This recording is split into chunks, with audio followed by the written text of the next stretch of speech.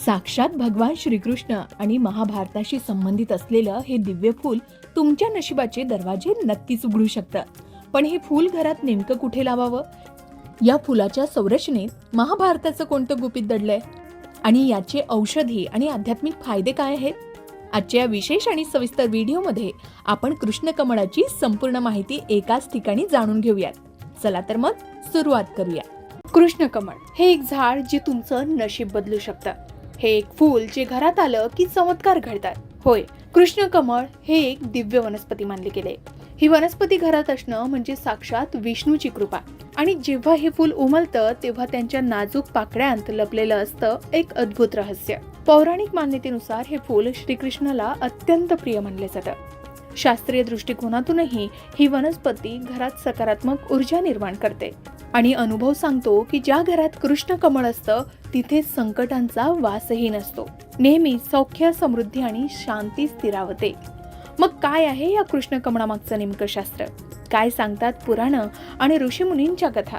आणि या झाडाचे कोणते चमत्कारिक लाभ आजही आपण अनुभवू शकतो? चला जाणून घेऊया. पण त्याआधी आमच्या चॅनलला सबस्क्राईब करा. तुम्ही जर हा व्हिडिओ फेसबुकवर पाहत असाल तर फेसबुक पेजलाही फॉलो करा. कृष्ण कमळ हे एक सुंदर आणि धार्मिक दृष्ट्या महत्त्वाचं फूल आहे, ज्याला हिंदू धर्मात विशेष स्थान आहे. त्याच्या औषधी गुणधर्मांपासून ते पौराणिक कथांपर्यंत आणि धार्मिक मान्यतांपर्यंत या फुलाबाबत अनेक पैलू आहेत. आता या फुलाचे आध्यात्मिक फायदे काय आहेत आणि या फुलाचं झाड किंवा ही वनस्पती आपल्या घरात असेल तर कोणते चमत्कार घडू शकतात? तर हिंदू धर्मात कृष्ण कमळ हे भगवान श्रीकृष्णाचे आवडते फूल मानले जाते. भगवान श्रीकृष्ण, ब्रह्मा, विष्णू आणि महेश यांना हे फूल अर्पण केले जातं. याचा उपयोग पूजा, अर्चना आणि धार्मिक विधींमध्ये केला जातो, ज्यामुळे मनाला शांती आणि सकारात्मकता मिळते. या फुलाची भिनी सुगंध आणि सुंदर रचना घरात सकारात्मक वातावरण निर्माण करतं. यामुळे आध्यात्मिक शांती आणि समृद्धी मिळते. याला राखी फूल किंवा झुमका लता असंही म्हणतात, कारण याची रचना राखीसारखी दिसते. यामुळे याला भाऊ बहिणीच्या नात्याशी जोडलं जातं, जे आध्यात्मिक आणि भावनिक बंधनाचं प्रतीक आहे. कृष्ण कमळ हे कोणत्या महिन्यात उगवतं असा प्रश्न तुम्हाला पडला असेल तर कृष्ण कमळ ही वेलवर्गीय वनस्पती आहे, जी सामान्यतः उन्हाळ्यात आणि पावसाळ्यात किंवा एप्रिल ते सप्टेंबर या कालावधीत फुलते. भारतात याची फुलं प्रामुख्याने जून ते ऑगस्ट या दरम्यान दिसतात. याला भरपूर सूर्यप्रकाश आणि दमट हवामान लागतं. थंडीच्या काळात ही फुलं कमी येतात. या कृष्ण कमळ फुलाच्या वनस्पतीबाबत काही पौराणिक कथाही आहेत. याचा संबंध थेट महाभारताशीही आहे. कृष्ण कमळाच्या फुलाला 100 पाकळ्या येतात, ज्याला कौरवांचं प्रतीक, तर 5 पुंकेशर असतात, ज्याला पांडवांचं प्रतीक, आणि मध्यभागात द्रौपदी अशी रचना मानली जाते. यामुळे याला महाभारताशी जोडलं जातं. याचे निळे रंग आणि सुंदर रचना भगवान श्रीकृष्णाच्या निळ्या रंगाशी जोडली जाते, म्हणूनच याला कृष्ण कमळ म्हणतात. हिंदू धर्मात कृष्ण कमळ हे भगवान श्रीकृष्णाचे प्रिय फूल मानले जाते. याचा उपयोग श्रीकृष्णाच्या पूजेत आणि जन्माष्टमी सारख्या उत्सवात केला जातो. हे फूल त्रिदेवांना म्हणजे ब्रह्मा, विष्णू आणि महेश यांनाही अर्पण केले जातात, कारण याची रचना विश्वाच्या निर्मिती आणि सौंदर्याचं प्रतीक मानली जाते. याला जुग्नू फूल किंवा राखी फूल म्हणूनही ओळखलं जातं, जे शुभता आणि भावनिक बंधनाचं प्रतीक आहे. घरात या फुलाच्या वनस्पतीची लागवड केल्यानं सकारात्मकता आणि समृद्धी येते अशी ही मान्यता आहे. एवढंच नाही तर याच्या सुगंधामुळे आणि रचनेमुळे ध्यान आणि पूजेत याचा उपयोग केला जातो, ज्यामुळे आध्यात्मिक शांती मिळते. तर कृष्ण कमळ हे केवळ एक सुंदर फूल नाही, तर याला औषधी, आध्यात्मिक आणि धार्मिक महत्त्व आहे. याची लागवड सहज करता येते आणि याचे फायदे तणावमुक्तीपासून ते रक्तदाब नियंत्रणापर्यंत विस्तृत आहेत. कृष्ण कमळाच्या फुलांचा वापर आयुर्वेदात तणाव, चिंता आणि मानसिक अस्वस्थता कमी करण्यासाठी केला जातो. त्याच्या चहामुळे मन शांत होतं आणि झोपेची गुणवत्ता सुधारते असं म्हणतात. यात असलेले फ्लॅवोनाइड्स आणि अल्कलॉइड्स मेंदूला शांत करतात, ज्यामुळे निद्रानाशावर उपाय होतो. त्याच्या फुलांचा अर्क किंवा चहा उच्च रक्तदाब नियंत्रित करण्यासाठीही उपयुक्त मानला जातो. यामुळे हृदयाचे कार्य सुधारते आणि रक्तवाहिन्यांवरील ताण कमी होतो असंही म्हणतात. एवढंच काय तर महिलांमध्ये मासिक पाळीच्या वेदना आणि अस्वस्थता कमी करण्यासाठी कृष्ण कमळाच्या पानांचा चहा औषध म्हणून वापरला जातो. याच्या अर्कामुळे पचन संस्थेच्या समस्या जसं की अपचन किंवा पोटदुखी कमी होण्यास मदत होते. शिवाय त्याच्या फुलांचा वापर त्वचेच्या सौंदर्यासाठी आणि तणावमुक्त राहण्यासाठी केला जातो. यामुळे त्वचा तजेलदार आणि मन प्रसन्न राहते. मात्र याचा वापर करण्याआधी तज्ञांचा सल्ला नक्की घ्यावा. यांच्या फुलांचा उपयोग दाहक विरोधी आणि वेदनाशामक औषध म्हणून केला जातो. याचा सुगंध थकवा आणि मानसिक तणाव दूर करतो. मात्र बहुधा कृष्णकमळ हे विषारी असू शकते. त्यामुळे त्याचा वापर विशिष्ट प्रमाणात आणि तज्ञांच्या सल्ल्यानंच करावा. त्याच्या अतिसेवनानं पोटदुखी, बेशुद्धी किंवा इतर त्रासही होऊ शकतात.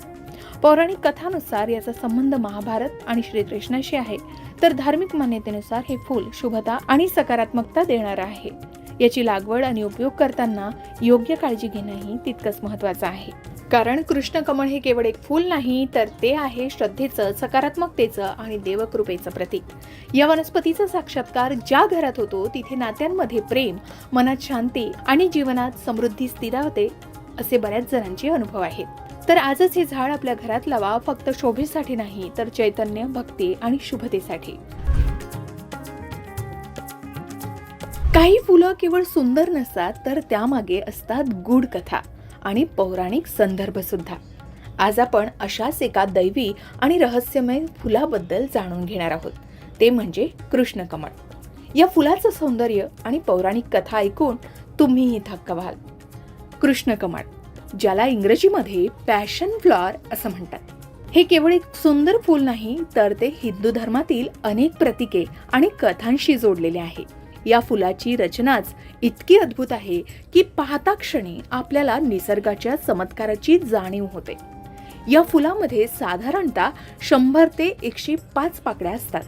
3 हिरवट रंगाचे त्रिकेशर असतात आणि 5 पुंकेशर, ज्याला परागकण असंही म्हणतात. या फुलाच्या मधोमध एक आकर्षक चक्रासारखा भाग असतो, जो याला अधिकच रहस्यमय बनवतो. या कृष्णकमळाला महाभारताच्या कथेसोबत जोडलं जातं. याची प्रत्येक रचना महाभारतातील एका महत्त्वाच्या पात्राचे किंवा घटनेचे प्रतीक मानले जाते. आता या फुलाचं महाभारताशी काय नातं आहे? तर फुलाच्या बाहेरच्या बाजूला दिसणारे सुमारे 100 ते 105 पाकळ्या या 100 कौरवांचं प्रतीक मानल्या जातात, ज्यांनी धर्मावर अधर्म करण्याचा प्रयत्न केलाय. आत असलेले 5 पिवळसर रंगाचे पुंकेशर हे पांडवांचं प्रतीक आहेत. धर्मनिष्ठ आणि पराक्रमी पांडव ज्यांनी सत्यासाठी युद्ध केलं. त्यानंतर दिसणारे 3 हिरवट रंगाचे त्रिकेशर हे ब्रह्मा, विष्णू आणि महेश या त्रिमूर्तीचं प्रतीक मानले जातात. काही ठिकाणी त्यांना द्रौपदीच्या अश्रूंचे प्रतीक देखील मानले जाते, जी महाभारताच्या युद्धाला कारणीभूत ठरलेल्या घटनांमधील एक महत्त्वाची व्यक्ती आहे असंही सांगितलं जातं. आणि या सगळ्यांच्या मध्यभागी असलेले हे छोटे चक्र म्हणजे साक्षात भगवान श्रीकृष्णाचे सुदर्शन चक्र होय, ज्याने अधर्माचा नाश केला आणि धर्म स्थापित केला. या फुलामध्ये असलेला जांभळा रंग हा भगवान श्रीकृष्णाच्या तेजस्वी आणि मोहक रूपाचं दर्शन घडवतो असेही मानले जातात. केवळ पौराणिक कथाच नव्हे, तर ते कृष्णकमळ आपल्या घरात लावणं अत्यंत शुभ मानले जातात. धार्मिक मान्यतेनुसार ज्या घरात हे कृष्णकमळ फुलतं, त्या घरात सकारात्मक ऊर्जा संचारते. हे फूल घरात सुख, शांती आणि समृद्धी घेऊन येते असं मानले जातं. या फुलाला श्रीकृष्णाचे साक्षात रूपही मानले जाते. त्यामुळे घरात हे फूल असणं म्हणजे कृष्णाचा आशीर्वाद प्राप्त होण्यासारखंच आहे. हे फूल आपल्या बागेत किंवा कुंडीत लावून त्याची योग्य काळजी घेतल्यास ते आपल्या जीवनातही आनंद आणि सकारात्मकता आणू शकतात. हे मनमोहक फूल केवळ डोळ्यांनाच सुख देत नाही, तर आपल्या आत्म्यालाही एक वेगळी शांती प्रदान करते. शिवाय कृष्णकमळ या फुलाचं नावच कृष्णकमळ असल्यानं त्याचे भगवान श्रीकृष्णाशी नाते जोडले. एकेकाळी भगवान श्रीकृष्णाने राक्षस कंसाचा वध केला. त्या दिवशी त्याच्या डोक्यावर मोराचं पंख म्हणजे मोरपीस आणि कमळासारखं तेजस्वी चिन्ह दिसलं. त्या प्रसंगाचं स्मरण म्हणून पृथ्वी मातेनं एक अद्भुत फूल निर्माण केलं अशी ही आख्यायिका आहे, ज्यात श्रीकृष्णाच्या जीवनाची आणि युद्धाची प्रतीकं दिसतात. या फुलाबाबत अनेक प्रतिकात्मक अर्थ आहेत. जसं मधोमध असलेले 3 पुकेश्वर जसं ब्रह्मा, विष्णू, महेश मानलं जातं, तसेच श्रीकृष्णाची त्रिशक्ती म्हणजे ज्ञान, कर्म आणि भक्ती याचंही प्रतीक मानली जातात. एवढंच काय, तर मोरपिसासारखा वर्तुळाकार तुरा म्हणजे श्रीकृष्णाचे मुकुट किंवा मोरपीस मानले जातात. त्याचबरोबर हिरवट बीजकोश म्हणजे पृथ्वी माता मानली जाते. आता कृष्णकमळ या फुलाबद्दल केवळ भारतातच नाही तर जगातील अनेक देशांमध्ये वेगवेगळ्या आख्यायिका आणि श्रद्धा प्रचलित असल्याचेही सांगितलं जातं. जसं हे फूल श्रीकृष्णाच्या महाभारतातील जीवन प्रसंगाचं प्रतीक मानलं जातं, तर दक्षिण भारतात याला कृष्णकमळ म्हणतात. महाराष्ट्र, बंगाल, ओडिशा आणि उत्तर भारतात हे फूल पवित्र आणि शुभ समजलं जातं आणि अनेक ठिकाणी भगवान विष्णू आणि कृष्ण पूजेत याचा वापर होतो. ब्राझील आणि दक्षिण अमेरिका, इंडोनेशिया, फिलिपाईन्स, चीन आणि आग्नेय आशिया, अमेरिका आणि युरोप अशा अनेक ठिकाणी याबद्दल आपापल्या आख्यायिका आहेत. काही ठिकाणी तर औषधशास्त्रात कृष्णकमळाला मनःशांती देणारे आणि ध्यानासाठी उपयोगी वनस्पती मानले जातात. याच्या फुलाचा वापर औषधी पेय, चहा आणि ध्यान धूप म्हणूनही केला जातो. आता जिथे भक्ती आहे तेथे कृष्ण स्वतः प्रकट होतात असं मानले जातं. कृष्ण कमळाचं फूल उगवलं तर ते भक्ती, श्रद्धा आणि संकटातील स्थैर्याचं प्रतीक म्हणून पाहतात. म्हणून काही लोक त्याला भक्तीचं फूल असंही म्हणतात. तर हे होतं कृष्णकमळ फुलाची रहस्यमय कथा आणि त्याचे धार्मिक महत्त्व. निसर्गाने निर्माण केलेल्या या अद्भुत फुलांतून आपल्याला देवाची लीला आणि त्याची महानता किती सुंदर प्रकारे अनुभवता येते याची प्रचिती येते. कृष्णकमळ हे कधी, कुठे, कसे लावावे असे प्रश्न तुम्हालाही पडले असतील. तर चला जाणून घेऊया कृष्णकमळाचे आध्यात्मिक फायदे आणि चमत्कारिक उपाय. कृष्णकमळ हे एक आध्यात्मिक आणि सांस्कृतिक दृष्ट्या महत्त्वाचं फूल आहे, जे हिंदू धर्मात भगवान कृष्ण आणि भगवान विष्णू यांच्याशी संबंधित आहे. आता पुढे कृष्णकमळ लावण्याची पद्धत, त्याची काळजी, आध्यात्मिक फायदे आणि चमत्कारिक उपाय हे जाणून घ्यायला सुरुवात करूया. पण त्याआधी एक गोष्ट सांगा की तुमच्याकडे कृष्णकमळ आहे का आणि कृष्णकमळाविषयी तुम्हाला आणखी काही खास माहिती आहे का? कमेंट करून शेअर करायला विसरू नका. आता बघूया कृष्णकमळ कधी आणि कुठे लावावं. तर कृष्णकमळ लावण्यासाठी सर्वोत्तम काळ हा वसंत ऋतू म्हणजे फेब्रुवारी आणि मार्च मधला आहे, किंवा पावसाळ्याची सुरुवात जून जुलै यामध्ये सुद्धा कृष्णकमळ लावलं जातं, कारण या काळात तापमान आणि आर्द्रता कमळाच्या वाढीसाठी अनुकूल असते. हिंदू पंचांगानुसार बुधवार, गुरुवार किंवा शुक्रवार आणि पौर्णिमा, एकादशी किंवा प्रदोष तिथीला कमळ लावणं शुभ मानलं जातं. विशेषतः जर भगवान कृष्ण किंवा विष्णू यांच्या पूजेसाठी लावत असाल तर या दिवशी आवर्जून कृष्णकमळाचं रोप लावावं असं सांगितलं जातं. आता घरामध्ये कृष्णकमळ लावण्याचं योग्य ठिकाण कोणतं? तर कृष्णकमळ सामान्यतः जलचर वनस्पती आहे, त्यामुळे ते पाण्याच्या कुंडीत किंवा घरात लहान तलाव, मोठा टब किंवा खास तयार केलेली जलकुंडी यामध्ये सुद्धा कृष्णकमळ लावलं जाऊ शकतं. खास करून कृष्णकमळ हे मातीत सुद्धा रुजतं आणि ते चांगलं फुलतंही. वास्तुशास्त्रानुसार हे कृष्णकमळ लावण्यासाठी घरातील ईशान्य म्हणजे उत्तर पूर्व दिशा शुभ मानली जाते, कारण ही दिशा आध्यात्मिक ऊर्जेशी संबंधित आहे. बागेत किंवा पाण्याजवळ लावताना सूर्यप्रकाश मिळेल अशी जागाच निवडावी. तर कृष्णकमळ बियाणांपासून किंवा कंदापासून लावलं जातं. कंद लावणं सोपं आहे आणि ते लवकर वाढतं. कमळाला चिकन माती लागते. कुंडीच्या तळाशी 10 ते 15 सेंटीमीटर चिकन माती टाकावी आणि त्यावर 5 ते 10 सेंटीमीटर पाणी ठेवावं. कमळाला किमान 6 ते 8 तास सूर्यप्रकाश आवश्यक आहे, त्याची काळजी घ्यावी.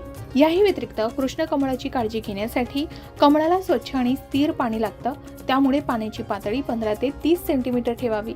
पाणी दर 3 ते 4 दिवसांनी बदलत राहावं किंवा झाडांना पाणी घालावं. कमळाला नैसर्गिक खत जसं की शेणखत किंवा जलचर वनस्पतींसाठी खास खत दर 3 ते 4 आठवड्यांनी द्यावं. कमळाला उबदार हवामान आणि भरपूर सूर्यप्रकाश हवा. त्याची पानं पिवळी पडत असल्यास पाण्याची गुणवत्ता तपासावी आणि खत कमी करावं. त्यानंतर मृत किंवा पिवळी पाने आणि फुले नियमित काढावीत, जेणेकरून झाडं निरोगी राहतील. कृष्णकमळ हे भगवान श्रीकृष्ण आणि विष्णू यांच्याशी जोडलं आहे, त्यामुळे त्याचे आध्यात्मिक महत्त्वही विशेष आहे. कमळ हे शुद्धता आणि शांती आणि आध्यात्मिक प्रगतीचं प्रतीक आहे. घरात किंवा पूजास्थळी कृष्ण कमळ लावल्यानं सकारात्मक ऊर्जा वाढते आणि नकारात्मकता दूर होते. शिवाय भगवान कृष्णाला कमळ अर्पण केल्यानं भक्ती आणि समर्पणाची भावना वाढते, ज्यामुळे मन शांत होतं. कृष्ण कमळाचं दर्शन किंवा त्याच्या जवळ ध्यान केल्यानं मन एकाग्र होतं आणि आध्यात्मिक उन्नतीही वाढते. शिवाय भगवद्गीतेत भगवान कृष्ण म्हणतात की जो कोणी मला प्रेमानं आणि भक्तीनं पानं, फुलं, फळं किंवा पाणी अर्पण करतो, मी ते स्वीकारतो. त्यामुळे कमळ अर्पण करणं हे विशेष शुभ मानलं जातं. वास्तुशास्त्रानुसार घरात कृष्ण कमळ लावल्यानं ईशान्य दिशेचे दोष दूर होतात आणि सकारात्मक ऊर्जा वाढते. शिवाय कृष्ण कमळ लावणं आणि त्याची पूजा करणं धन संपदा, सौभाग्य आणि सौंदर्याची प्राप्ती करून देण्यास मदत करते असं सांगितलं जातं. शिवाय कृष्ण कमळाशी संबंधित काही चमत्कारिक उपाय आहे जे तुम्ही पुढील प्रमाणे करू शकता. आपण कृष्ण मंत्राचा जप करावा, जसं ओम कृष्णाय वासुदेवाय हरे परमात्मने प्राणता क्लेशनाशाय गोविंदाय नमो नमः. दररोज सकाळी किंवा संध्याकाळी कृष्ण कमळासमोर 108 वेळा या मंत्राचा जप करावा. यामुळे जीवनातील संकट, दुःख आणि क्लेश नष्ट होतात. हा मंत्र भगवान कृष्णाच्या भक्तीने जपल्यास आध्यात्मिक प्रगती आणि मानसिक शांती मिळते असंही सांगितलं जातं. शिवाय कमळाच्या फुलासमोर तुपाचा दिवा लावून अगरबत्ती आणि फुलं अर्पण करून मंत्र जप केल्यानेही अधिक फायदे मिळू शकतात. एवढंच नाही तर भगवान कृष्ण किंवा विष्णू यांना दर गुरुवारी किंवा एकादशीला कृष्ण कमळ अर्पण करावं. यामुळे त्यांची कृपा प्राप्त होते आणि जीवनातील अडचणी दूर होतात असंही सांगितलं जातं. शिवाय कृष्ण कमळाचे फूल पाण्यात ठेवून ओम नमो भगवते वासुदेवाय नमः या मंत्राचा 21 वेळा जप करावा आणि फुलं मंदिरात अर्पण करावी. यामुळे आपल्याला चमत्कारिक फायदे नक्कीच जाणवतात. एवढंच नाही तर आकस्मिक संकट येत असतील तर ओम नमो भगवते वासुदेवाय कृष्णाय क्लेशनाशाय गोविंदाय नमो नमः या मंत्राचा 108 वेळा जप करावा आणि कृष्ण कमळाचं फूल पाण्यात सोडावं. यामुळे संकटांतून मुक्ती मिळते. शिवाय घरात कृष्ण कमळ लावून त्याची नियमित पूजा केल्यानं धनसंपदा आणि सौभाग्य वाढतं. विशेषतः शुक्रवारी कृष्ण कमळाला हळद कुंकू अर्पण करून ओम श्री कृष्णाय शरणम मम या मंत्राचा 11 वेळा जप करावा. शिवाय कृष्ण कमळाच्या पानावर तुपाचा दिवा ठेवून ओम कृष्णाय नमः या मंत्राचा 108 वेळा जप केल्यानेही तणाव कमी होतो आणि मन शांत राहतं असे बऱ्याच जणांचे अनुभव आहेत. मात्र कमळाची पूजा किंवा मंत्र जप करताना शारीरिक आणि मानसिक शुद्धता ठेवावी. सर्व उपाय पूर्ण श्रद्धेनं आणि भक्तीनं करावेत, कारण भक्ती ही कृष्णाला प्रसन्न करण्याची गुरुकिल्ली आहे. कृष्ण कमळ लावण्यासाठी रासायनिक खतांऐवजी नैसर्गिक खतांचा वापर करावा. तर मंडळी, कृष्ण कमळ लावणं आणि त्याची पूजा करणं हे केवळ बागकामापुरतंच मर्यादित नाही, तर आध्यात्मिक आणि मानसिक समृद्धीसाठीही आहे. योग्य वेळी, शुभ दिशेला आणि काळजीपूर्वक लावलेलं कृष्ण कमळ घरात सकारात्मकता आणते. मंत्र जप आणि उपायांद्वारे भगवान श्रीकृष्णाची कृपा प्राप्त होऊन जीवनातील अडचणी दूर होतात. नियमित काळजी आणि भक्तीनं केलेले उपाय आपल्या जीवनात शांती, समृद्धी आणि सौभाग्य नक्कीच घेऊन येतील. तुमच्याकडे सुद्धा कृष्ण कमळाचं रोप आहे का? आणि त्याला फुलं येतात का? ती कोणत्या रंगाची आहे?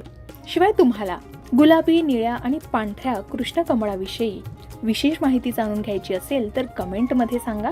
त्याची योग्य माहिती देण्याचा प्रयत्न आम्ही नक्कीच करू. अशाच प्रकारच्या माहितीपूर्ण व्हिडिओसाठी लोकमत भक्ती चॅनलला नक्की सबस्क्राईब करा आणि बेल आयकॉनला क्लिक करा, म्हणजे आमच्या नवनवीन व्हिडिओचं नोटिफिकेशन तुम्हाला मिळत राहील.